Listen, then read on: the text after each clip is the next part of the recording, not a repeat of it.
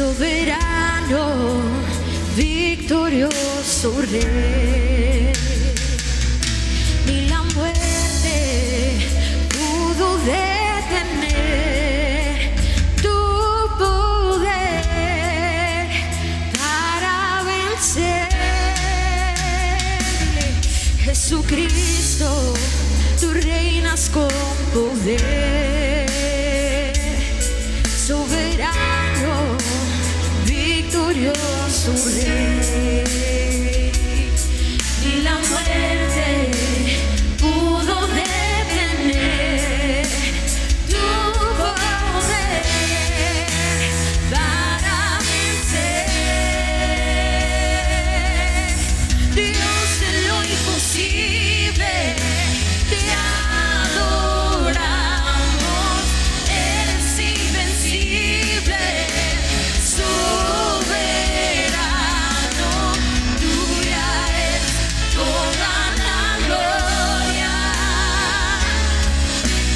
tuyo es todo el honor.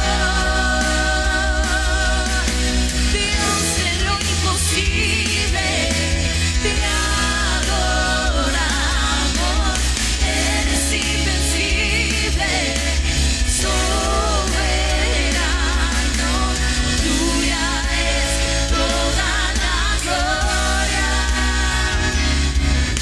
y tuyo es todo el honor. Dile, Jesucristo, reinas con poder, soberano, victorioso Rey. Ni la muerte pudo detener tu poder para vencer. Dios de lo imposible, te adoramos, eres invencible, soberano, tuya es toda la gloria, tuyo es todo el honor. Dios de lo imposible, te adoramos, eres invencible, soberano, tuya es toda la gloria, y tuyo es todo el honor.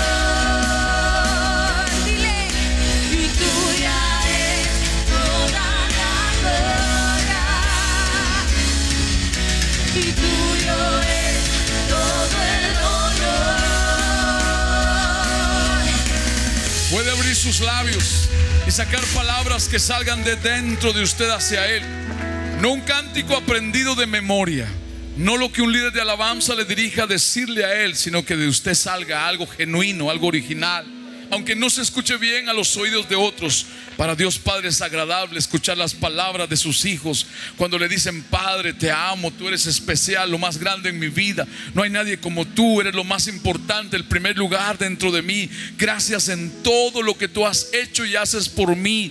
Yo recibo tu amor, recibo tu misericordia, gracias por tu perdón. Gracias porque en Jesús me demostraste tu amor.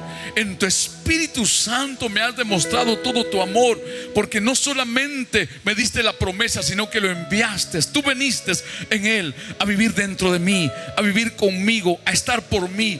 Gracias te doy. ¿Cómo no alabarte? ¿Cómo no agradecerte? ¿Cómo no abrir los labios? ¿Cómo me va a dar pena? ¿Cómo voy a sentir vergüenza de darte gracias en privado y en público, personalmente, junto al lado de otros que también te agradecen? Aleluya. Usa la palabra. Diga conmigo: pelea con tu potencial por lo que Dios te dio. Una vez más, como que ya comió. Usted vino a las 3, quiere decir que ya almorzó. Pelea con tu potencial por lo que Dios te dio. A ver, una tercera.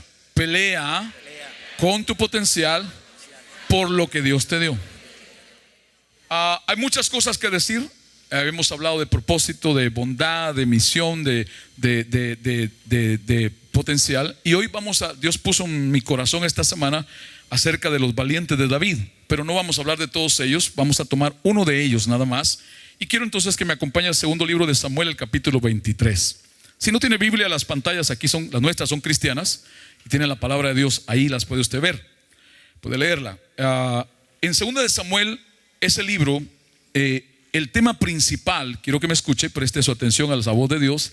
El tema principal del segundo libro de Samuel es la necesidad del pueblo de Dios de tener un gobierno diferente, un gobierno de justicia, un gobierno de paz, un gobierno basado en la palabra de Dios y no un gobierno humano. El capítulo 23 es bien especial, juntamente con el 22. En el capítulo 23, Dios habla a través de David de estos valientes. En medio del tema de buscar un gobierno como Dios quería, a Dios se le ocurre hablar de estos hombres. Y no era un grupo muy grande, era un grupo pequeño. Ahora le cuento. Pero también Dios permite que David exprese sus últimas palabras. Entonces, en las últimas palabras de David, antes de partir de la tierra, Dios le hace que David hable de este grupo de personas. Quiere decir que para Dios es importante. Entonces comenzamos en el verso 11, porque del verso 8 hasta el 39 Dios menciona el nombre de muchos de ellos, mas no de todos, pero menciona cosas tan importantes. Y vamos a tomar solamente el ejemplo de Sama. Diga conmigo, Sama. Segunda de Samuel 23:11 dice: después de este fue Sama, hijo de Age, Ararita. Los filisteos se habían reunido en Leí, donde había un pequeño terreno lleno de lentejas, y el pueblo había huido delante de los filisteos. Diga conmigo, Sama tenía un pequeño terreno lleno de lentejas. Ahora, aquí no lo dije en la primera reunión, me olvidé. Alguien preguntó, pastor, ¿qué es Ararita? ¿Es otra tribu? ¿Es otra nación? Ararita era un término hebreo, escúcheme, que se refería a las personas que habían nacido en las montañas y se habían creado en las montañas. Cuando dice la Biblia que Sama era hijo de Age, Ararita, quiere decir que Sama y su familia eran originarios de las montañas. ¿Alguien aquí es de las montañas de su país? No, todos son. ¿Alguien aquí es del campo? Entonces, ¿por qué no levanta? En Centroamérica una forma de decir campo o montaña. ¿De dónde viene este? Del monte, dicen, ¿no? O sea, Sama era alguien de las montañas. Ahora, esto me llama la atención, porque la Biblia, la historia del pueblo de Israel en el tiempo de los valientes de David, describe que Sama y su familia eran de las montañas de Judá. Es un detalle muy importante para tomarlo en cuenta. ¿Por qué, pastor? Porque Judá significa en hebreo que Dios sea alabado, que Dios sea exaltado. O sea, la gente de Judá vivía en montañas o usaba montañas para adorar a Dios, para buscar a Dios. ¿Está por acá? Ahora escuche. Entonces la iglesia, ¿cuántos de ustedes saben que estamos en guerra? Estamos en guerra, no la guerra del Medio Oriente, no la guerra con Corea del Norte o Corea del Sur, no. Hay una guerra espiritual que es la verdadera guerra. Y esa guerra no se ve al ojo humano, pero se libra en los cielos. Y todos somos parte de esa guerra. Usted no puede dejar de pensar que cada día cuando usted se acuesta y se levanta, usted está en guerra. ¿En guerra contra quién? No contra su hermano, no contra el pastor, no contra su esposa, no contra el presidente Trump. Está en guerra contra Satanás y su reino de demonios. Hay una guerra que va a determinar o ya ha determinado el destino de las almas. Ahora escuche bien. Como iglesia nosotros necesitamos saber y entender y aprender cómo librar esta guerra.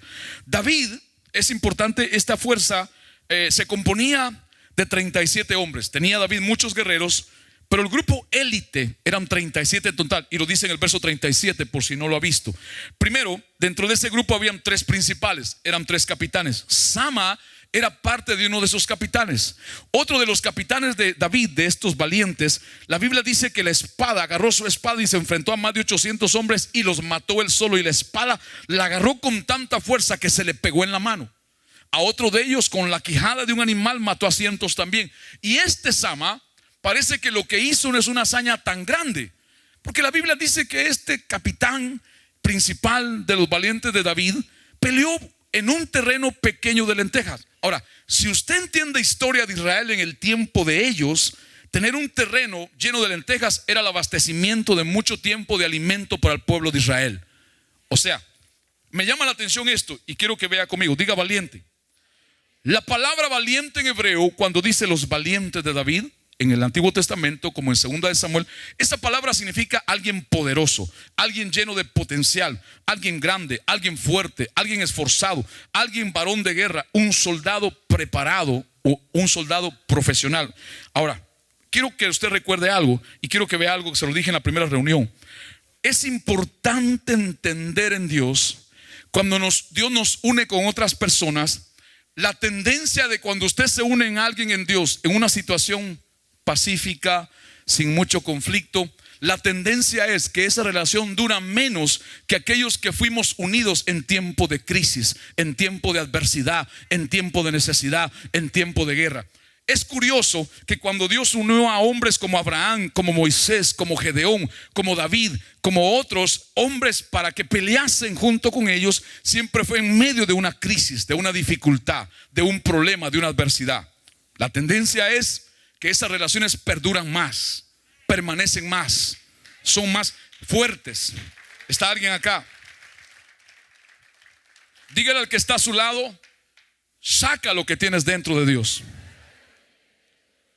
Otra cosa importante, cuando usted lee, y hoy no lo vamos a hacer, lo haremos más adelante, el capítulo 22 de Samuel, del segundo libro, nos describe de dónde salieron estos valientes. Escúcheme, habla la Biblia de una cueva de Adulam, la famosa cueva de Adulam, donde David se fue a refugiar y a esconder, porque Raúl, ya me olvidé. ¿De dónde salió Raúl?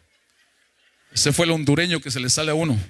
El rey Saúl, Dios le está hablando a Raúl. Raúl, si estás ahí, recibe la palabra.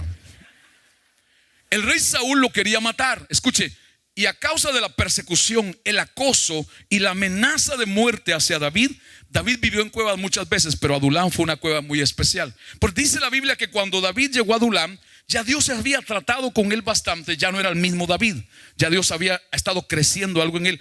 Y llegaron ahí su familia y sus hermanos, y llegaron 400 hombres que la sociedad había desechado, que su familia no creía en ellos. Lo describe así el capítulo 22: afligidos, amargados, desanimados, endeudados, fracasados. De esos fracasados, Dios le dio a David la oportunidad de, así como Dios sacó de David un potencial más allá de lo que se veía, Dios le permitió sacar de esos hombres 37 valientes que vencieron a miles de hombres. ¿Está usted acá? Ahora, este concepto es mundial y es universal, porque los ejércitos de hoy día toman de sus soldados, de sus sargentos, de sus tenientes, un grupo pequeño y lo preparan mejor que el resto. ¿Sabía usted que Estados Unidos tiene una élite de 12 hombres? El ejército principal de Estados Unidos son esos 12 hombres. Esos 12 hombres no se conocen sus nombres. Hasta que ellos mueren, se dan a conocer quiénes eran, dónde vivían y quién era su familia. Muchos de ellos nunca salen a la luz, ni se ven en las noticias, ni son aplaudidos, ni son condecorados públicamente, porque no pueden ser condecorados públicamente. Pero esa es la fuerza élite de Estados Unidos. Estados Unidos no invade ningún territorio. Estados Unidos no ataca a Irak o a Pakistán o a Turquía, al que sea, si primero esos 12 no se meten en escondidas y trazan lo que Estados Unidos va a hacer después, cuando llegue el resto del ejército. Esa es la fuerza más importante. Son 12 hombres. Cada uno de ellos es profesional en una ciencia. Uno es arquitecto, otro es especialista en comunicaciones, otro es científico, otro es en bombas, y forman un equipo. Ahora, 12, qué curioso. ¿A quién se le ocurrió? A Dios, porque Dios fue el que formó fuerzas grandes con poquitos hombres. Sacó 12 discípulos para Cristo cuando le pudo haber dado 1000. La Biblia nos enseña que estos hombres fueron suficientes al lado de David para vencer a miles. Les tenían terror, les tenían miedo, pero no empezaron siendo valientes. Empezaron siendo miedosos, fracasados, cobardes. ¿Cuántos llegaron a Dios con problemas? Aquí viene la pregunta más importante, porque aquí falla, la religión nos hace fallar a muchos. ¿Cuántos llegaron a Cristo con muchos problemas? ¿Y cuántos llegan a Cristo con problemas también? Qué bueno, la mayoría son honestos. Dígale al que está a su lado: Dios te hizo para ser un valiente. Entonces tomemos el ejemplo de Sama. Tengo que correr. Punto número 1. Le quiero mostrar 4 puntos de Sama. Número 1. ¿Qué fue lo primero con Sama? Sama tenía algo pequeño que Dios le dio. ¿Era pequeño o no? La Biblia dice pequeño. ¿Un pequeño qué? Terreno. Era una pequeña porción, una pequeña heredad. La historia cuenta que o era de él o era de su familia y lo heredó, o era del pueblo de Israel. Escúcheme. Cuando Israel huye, solo Sama, dice la escritura, se quedó en el terreno para pelear por él. Entonces, en otras palabras, le pertenecían Dios a él. ¿Qué tamaño era lo que tenía de Dios? Pero ayúdeme, como que almorzó. Pasó pequeño. Pastores que no hablo español, entonces diga little. Dígalo con acento hondureño, little. Mucha gente en Dios espera tener mucho para darle a Dios. Mucha gente en Dios espera tener mucho tiempo para servir a Dios. Mucha gente en Dios espera tener mucho dinero para darle a Dios. Jamás Dios ha hecho algo grande empezándolo con algo grande por fuera. Empezó siempre con algo pequeño por fuera, pero grande por dentro. Siempre, siempre. Hay personas, yo he escuchado creyentes que dicen: Señor, cuando tú me prosperes tanto, yo te doy más. ¿Por qué no lo hace ahora? Porque no funciona así. Empieza por algo pequeño. Las personas me dicen a veces: pastor, es que yo no puedo diezmar. Le digo: ¿cuánto tienes? $1. Bueno, diezma 10 centavos. Te quedas con 90. Porque si con $1 no diezma, no esperes diezmar con 100. Empieza con algo. ¿Con algo? Ah, pastor, ya entendí. Yo me casé, era pequeño, mire cómo me han puesto grande ahora. Tenía cintura cuando me casé, ahora ya la perdí. Usted se equivocó entonces. Sigamos acá. Número 1, ¿qué tenía Sama? Algo, pero tenía algo de Dios. ¿Cuántos saben que tienen algo de Dios? Tal vez usted diga: no tengo residencia, pero tienes una palabra de Dios. Tal vez usted diga: no tengo casa propia, pero tienes una promesa de Dios. Tal vez usted diga: no tengo inglés, pero tienes cómo inscribirte y toma clases. Tal vez usted diga: estoy solo, pero no está solo. No está solo. Tal vez usted diga: no me alcanza, pero Dios no te ha dejado de dar. Número 2, tengo que correr. Sama sembró en un tiempo de batalla y cultivó. El tiempo en que yo me imagino el esfuerzo que tuvo que hacer. No es lo mismo sembrar cuando no hay problemas, cuando no hay guerra, cuando falta. No es lo mismo cuando a usted le sobra para pagar y para todo y sigue. No es lo mismo cuando lo que tiene ahí es todo lo que tiene. Cuando lo que tiene adentro usted hace cuenta: si doy el diezmo me falta para esto. No es lo mismo sembrar en un tiempo de dificultad cuando siempre en un tiempo donde las cosas no le salen, les van bien. No es lo mismo. Este hombre se atrevió a sembrar en un tiempo de guerra, de batalla, bajo amenaza de muerte. Su vida estaba en peligro, mas él se plantó en aquel terreno, escuche, para sembrar y para defender lo que había sembrado. Ahora es importante algo acá que tengo que mencionarles. Escúcheme bien. ¿Cuántos de ustedes han hecho algo para Dios o en Dios cuando estaba difícil hacerlo? Cuando estaba cansado, cuando no tenía ganas, cuando tenía sueño. Tal vez usted decidió venir a la iglesia, estaba más dormido que otra cosa. Tal vez fue a la iglesia sin comer. ¿Usted cree que Dios pasa por alto esos detalles? No, el hombre los pasa porque no lo sabe, pero Dios lleva un récord de todas las cosas, buenas o malas, que hacemos. Nunca espere que el hombre le agradezca lo que hace para Dios. Hágalo porque Dios se agrada de ver que usted lo haga. Nunca lo haga para que le digan gracias. Aún está bien, y si lo hacemos está bien hacerlo, y a mí me gusta darle gracias, pero a veces no damos gracias porque no vemos todo, especialmente cuando son cosas que no están al ojo del resto de las personas. Pero este hombre sembró en un tiempo de dificultad y cosechó, porque dice que el terreno estaba lleno de lentejas. ¿Cuántos se han tomado una sopa de lentejas sabrosa? Con este clima cae bien una sopa de lenteja. ¿No está rico el tiempo? Le voy a pedir un favor. A mi esposa y yo tenemos una bronca, está feo decirlo, ¿no? Pero ella con el tiempo, ella siempre vive hablando mal del tiempo y a veces llueve. Yo le digo: démosle gracias a Dios por este clima. Yo prefiero esto y no lluvia.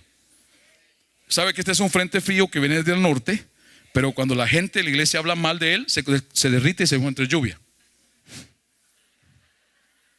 Yo prefiero este clima y no lluvia, porque con este clima podemos andar haciendo cosas afuera, con la lluvia no. ¿Sí o no? Mire, hoy en su casa lo van a llevar a comer afuera, al patio, porque el clima está sabroso. Le recomiendo algo. Váyase por la 8 calle. Ya no tengo tiempo, así que voy a aprovecharlo para todo. Váyase por la 8 calle, pase la 57 y llegue a un lugar que se llama La Palma y cómprese unos churros con una taza de chocolate caliente. Con este clima, perfecto.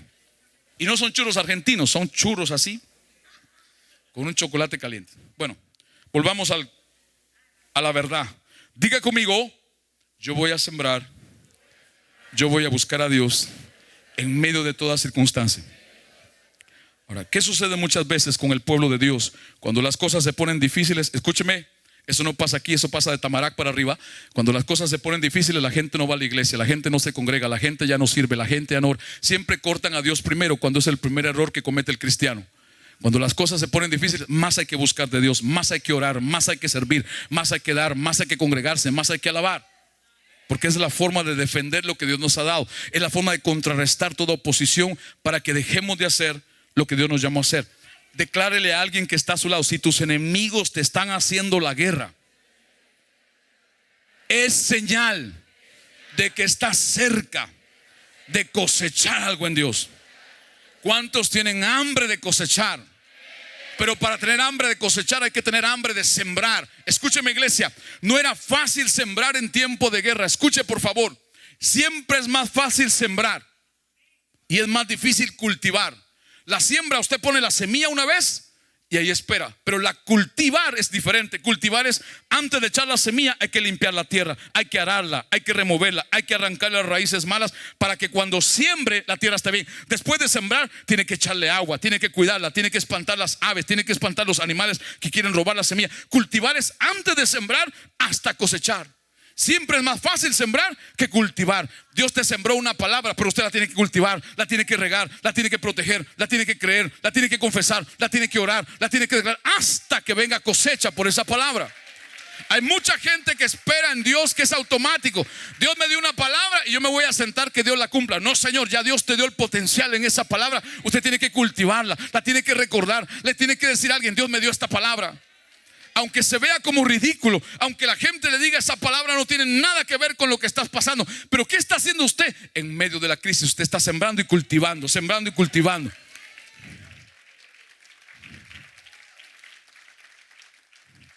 Tercer punto, y tengo que correr. Dice el verso 11, el segundo capítulo, el segundo libro del capítulo 23. Los filisteos, está en la pantalla, se han reunido en un campo sembrado de lentejas para atacar a los israelitas. En cuanto los israelitas vieron a los filisteos, huyeron. ¿Qué hicieron el resto? Entre paréntesis le puse lo que significa esa palabra huir en hebreo. En la Biblia significa se escondieron, perdieron, revolotearon, se apartaron, se retiraron, se sintieron perseguidos. Hay gente cristiana que anda revoloteando de una cosa, de una condición para otra. Dios no te hizo para revolotear. ¿Sabe quiénes revolotean? Los pollos. Los pollos revolotean. Usted ha visto que el pollo no vuela. Lo más que se levanta es así. ¿Qué hace él? Eso es revolotear. Nunca despega en alto. Dios te compara a ti con águilas. Él no dijo, jamás Dios dijo de ti que vuele en alto como los pollos. No, dijo que vuele como las águilas. El águila no caza como los pollos. Los pollos cazan hacia el suelo picando. El águila se tiene que elevar y desde 3 kilómetros y hasta 3 millas mira de lejos lo que va a cazar y empieza a descender. Cuando lo agarra se vuelve a subir porque ya no vive aquí. ¿Dónde vive el águila? Como Sama, en lugares altos. ¿Ustedes están acá? Dígale al pollo, perdón, dígale al hermano que está a su lado: no te duermas. Pastor, es que mi mamá me decía de cariño pollito. Ningún pollito. Diga pío, pío. Digo, perdón, pollito no, águila. ¿Cuál es el potencial que Dios te puso dentro? Como un águila. No para revolotear, sino para elevar. ¿Sabe qué hace el águila madre cuando tiene aguiluchos? ¿Sabe qué hace el águila madre? No lo pone como los pollos en la tierra, que pica en la tierra. Se lo lleva a un peñasco alto y el águila los lleva a la orilla del nido y espera que se tiren, y con su pecho y con el pico los empuja. Cuando el águila ve después de un momento que los polluelos, perdón, eso mismo, no se lanzan, ella viene y les da un empujón y los deja que se vayan en el aire. El águila mira, si ella ve de lejos que van a llegar al piso, entonces ella se lanza a agarrarlos. Pero si no, abren sus alas y comienzan a volar. Revolotear es de abajo para arriba. Volar es de arriba para abajo. Dígale al águila que está a su lado: así me siento hoy, como un águila. Y los pollos dicen amén. Número 3. Cerremos esta cosa porque ya nos vamos, ya nos botan de este lugar. Número 3. Sama tuvo que enfrentar y pelear contra el miedo personal y colectivo. Esta es una palabra de sabiduría, nunca la olvide. Si usted vive en relación con alguien en Dios, familia, hermanos, y esas personas padecen de miedo o están atadas al miedo, y usted hace cosas con ellos juntos en Dios, 1, usted tiene que pelear contra el temor en su vida personal, pero 2, va a tener que pelear contra ese temor colectivo, que es mayor. Eso es lo que crea una atmósfera en una familia. Todos operan bajo miedo. A todos les da miedo decidir. A todos les da miedo atreverse a hacer algo. A todos les da miedo hacer algo. Ya hay una atmósfera. Ya no es una persona, ya es un grupo de personas. Y Efesios 6 dice, Pablo dijo que Satanás tiene ordenado su reino. Hay principados, hay potestades, hay gobernadores de tinieblas. En las ciudades hay miedo. La gente en este país ahora tiene miedo de las elecciones que vienen. Yo no tengo miedo por las elecciones. Yo estoy confiando en Dios y voy a hacer mi parte. Hablar bien, orar por cada persona, no por partido, sino por cada persona, que Dios sea el que tenga el destino de este país. ¿Se da cuenta? ¿Cuántos han visto la noticia de Bolivia? ¿Cuántos han visto? Con mi esposa hablamos mucho estos días y con otras personas de otros países que me escribieron. Dije, si la iglesia hiciera cosas que ellos han hecho en todos los países, veríamos más diferencia. La iglesia es la única que tiene el poder espiritual para traer cambios en una nación. No se escuchaba mucho de la iglesia en Bolivia, no ni sonaba, pero estaban metidos buscando a Dios. No todas, no todos, un gran grupo, metidos clamando a Dios, buscando a Dios. Y mire lo que sucede. ¿Cuántos quisieran ver eso en Estados Unidos? Usted no vive en Honduras, usted vive acá, así que tiene que pelear por eso acá. Créalo por Honduras, pero primero acá, porque territorialmente usted está acá. Ahora escuche, Sama enfrentó el miedo. ¿Cuántos de ustedes saben qué es el miedo? Pregúntale al que está a tu lado, ¿qué es el miedo? Un pensamiento, una emoción. No, parte de eso. Escuche, el miedo es pecado. Apocalipsis 21:8 dice que los miedosos van a ir al infierno. Así dice Dios. Apocalipsis 21:8 dice que los cobardes, los miedosos, van a ser echados en el lago que arde con fuego y azufre. Quiere decir que es pecado, porque para ir ahí que es por pecadores. El miedo es pecado. Escuche lo que hace el miedo. El miedo trae castigo. El miedo paraliza. El miedo no permite que usted vea dentro lo que ya Dios le puso, y hace que usted se ponga a ver lo que Dios no le ha dado. Cuando dentro tiene potencial, tiene virtudes, tiene habilidades, tiene capacidades que Dios le ha dado para sacarlas, para explotarlas. ¿Cuántos se han comido un buen helado con una cornucopia abajo? Con ice cream. Mire, suelte su imaginación. Una cornucopia y 2 bolas de helado encima, chorreado con un poco de chocolate. ¿Sabe cómo salió eso? 2 hombres en una feria de Massachusetts hace muchos años estaban vendiendo cada uno sin conocerse en el mercado, donde permitían que cada uno expusiera lo que hacía con sus habilidades. Del otro lado del parque, en esa feria, había uno que había hecho un helado tan sabroso, y él había comprado unos vasitos para siempre vender y proveerlos, y en los vasitos ponía el helado. Pero ese día fue tanta la venta que los vasitos, el que le proveía los vasitos no llegó a tiempo y no había más vasitos. Había una cola de gente para comprarle el helado. Del otro lado había uno que había hecho unas galletas, las galletas redondas, y eran muy sabrosas, y a él le sobraban galletas, mas no le compraban muchas. Él cruzó hasta donde estaba miró el problema y le dijo, ¿qué pasó? Él le explicó lo que pasaba, y el otro le dijo, toma todas mis galletas y pon la bola de helado encima de las galletas. Mañana te traigo un vasito en vez de galletas. Y en esa sociedad y en esa necesidad, en esa crisis, los dos hicieron algo, y de ahí salió lo que hoy día usted se comió un helado. Cuando hay una unidad en la crisis, esa unidad es más fuerte.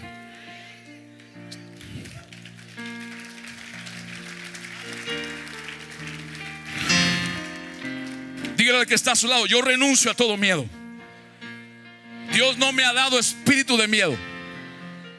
Veamos lo que dice 2 de Timoteo capítulo 1 verso 7 en la versión amplificada. Me gusta mucho esta versión. Dice, pues porque Dios no nos dio un espíritu de timidez. ¿Qué más es el miedo? Un espíritu. Es pecado, paraliza, es un castigo, es un sentimiento, es una emoción, pero también es un espíritu que no viene de Dios.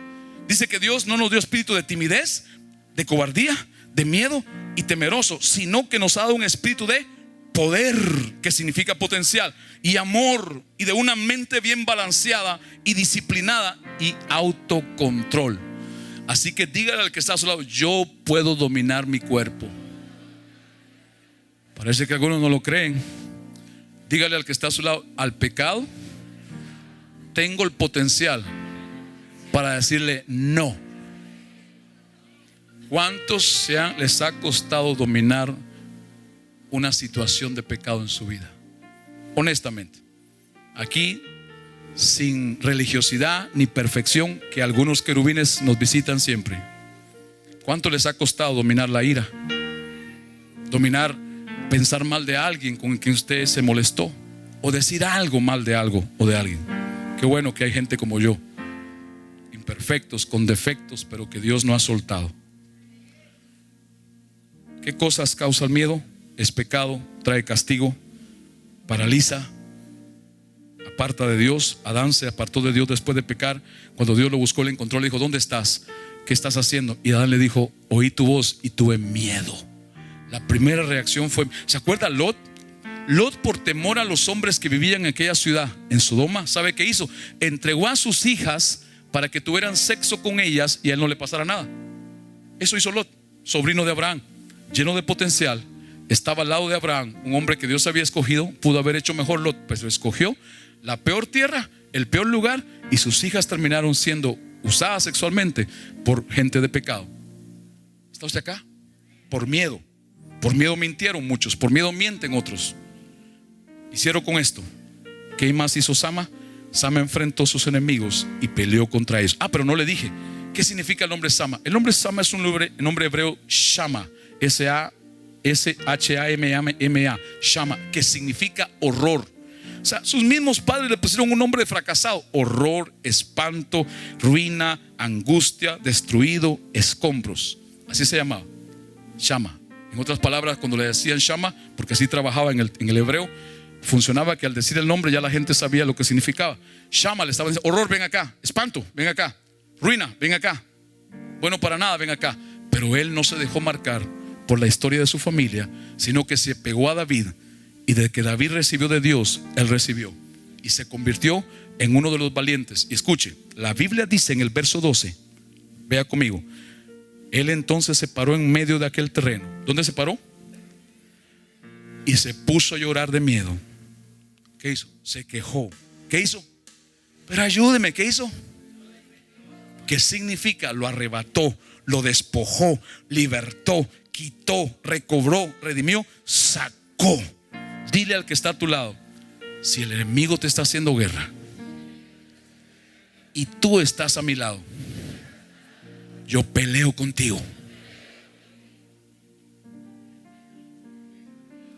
Si uniéramos más nuestra fuerza, qué poderosos más seríamos. Qué poderosos más seríamos. Pongámonos de pie. Tenemos que terminar. Lamentablemente todas las cosas buenas llegan a su final. Tenemos que terminar. Tenemos un compromiso con este lugar y no queremos dar un mal ejemplo. Quiero que usted cierre sus ojos y baje sus manos por un momento, por favor. Por eso le voy a pedir favor que ya no ore más, que sea más corto los servicios, porque miren lo que pasa. Diga: Señor, queremos 2 horas, por lo menos 2 horas y media. A mí me cae bien ese tipo, lo quiero escuchar hablar más, Señor. A mí me cae bien esa gente, Señor, quiero verla más tiempo. Con sus ojos cerrados, sus manos abajo. Si en medio nuestro hubiera algún hombre, mujer, joven, adulto, anciano, que nunca antes ha reconocido que necesita pedirle perdón a Dios por sus pecados. La Biblia habla que todos los seres humanos pecamos contra Dios, que la paga del pecado es la muerte eterna, pero que Dios en su amor envió a Jesús su Hijo a tomar el lugar de la humanidad. Ningún hombre humano podía pagar el precio del pecado. Ningún hombre era perfecto. Ningún hombre había caminado sin caer delante de Dios. Todos habían caído. Adán, Abraham, Moisés, Daniel, Elías, todos habían caído delante de Dios. Dios tuvo que venir hecho hombre a la tierra en Jesús su Hijo, para tomar nuestro lugar en la cruz, para morir por nosotros y levantarse de la muerte. Y Jesús se convirtió en el camino, la verdad y la vida para ir a Dios.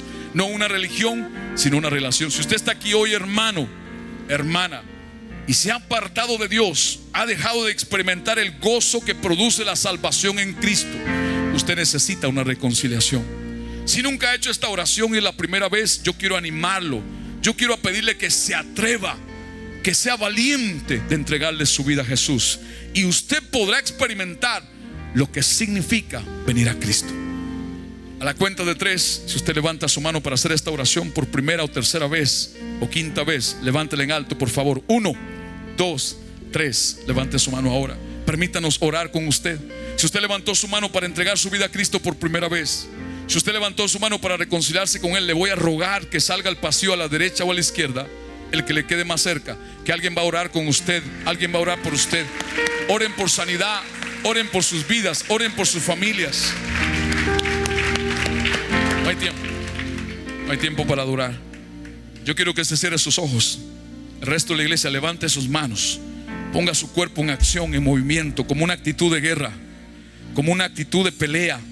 Y que usted diga conmigo: Padre Celestial, yo creo con mi corazón que he oído tu palabra, la recibo con mansedumbre, la hago mía, y en el nombre de Cristo ahora mismo renuncio a todo miedo, todo tipo de temor, toda maldición de miedo, y saco dentro de mí el potencial que me has dado para pelear, para guerrear, para defender lo que tú me has dado. En el nombre de Jesús renuncio a vivir en miedo. Tomo autoridad en Cristo y le hablo a todo espíritu de miedo que se vaya fuera de mi vida, fuera de mi ambiente, fuera de mi hogar, fuera de mis relaciones en Cristo. Todo miedo, todo yugo de temor se rompe en el nombre de Jesús. Yo salgo fuera, soy libre del miedo, para sacar de mí el potencial que ya Dios me dio para defender todo lo que Él me dio en Cristo Jesús. Voy a sembrar y sé que voy a cosechar, voy a cultivar, me voy a seguir esforzando. No me voy a dar por vencido, aunque se ponga difícil, aunque no vea respuesta, aunque no vea la puerta abrirse. No me rindo, sigo adelante, peleando y defendiendo lo que es mío en Cristo Jesús, para la gloria de Dios, para mi bendición, bendición de otros y testimonio a otros. En el nombre de Jesús, denuedo, atrevimiento, valor salen de mí para hacer y hacer lo que Dios me ha llamado. En el nombre de Jesús. Alguien puede decir amén si lo cree. Amén si lo cree. Escuche, mi percepción del 2020 está muy alborotada. Y escuche lo que por fe se lo digo: va a ser un año difícil como fue este y más, pero los resultados serán diferentes que este. En este vimos pocos resultados y más lucha. El que viene habrá lucha más, pero más resultados. Yo profetizo que vienen cosechas. Esperamos que este programa haya sido de bendición para su vida. La Biblia nos enseña que todos los seres humanos pecamos contra Dios. Desde el mismo momento que Adán y Eva desobedecieron y pecaron contra Dios, nosotros pecamos juntamente con ellos. Así que hoy usted tiene la oportunidad de poderse reconciliar con Dios, de estar en paz con Dios, de estar en paz con usted mismo. Y para eso lo que la Biblia nos enseña es que nosotros podemos orar a Dios, pedirle perdón por nuestros pecados, creer con nuestro corazón y confesar que Jesús es el Hijo de Dios. Así que quiero invitarlo a hacer una oración y quiero guiarlo a hacerla ahora mismo. Así que repita conmigo ahí donde está. Si usted puede cerrar sus ojos, los puede hacer y diga conmigo: Padre Celestial, creo con mi corazón y confieso con mi boca que Jesucristo es el Hijo de Dios. Me arrepiento de mis pecados, perdóname, confieso con mi boca que Dios el Padre lo levantó de los muertos. Señor Jesús, te abro mi corazón para que seas mi Señor y mi Salvador. Gracias te doy por recibirme como estoy. En el nombre de Jesús, amén. Si usted hizo esta oración, nos puede contactar llamándonos al teléfono 305-639-8611, la información que sale abajo de su pantalla, o puede contactarnos a través de nuestra página manases.org. Así que esperamos que haya sido de bendición para usted este programa y declaramos sobre su vida bendición, salvación, sanidad y liberación en el nombre de Jesús.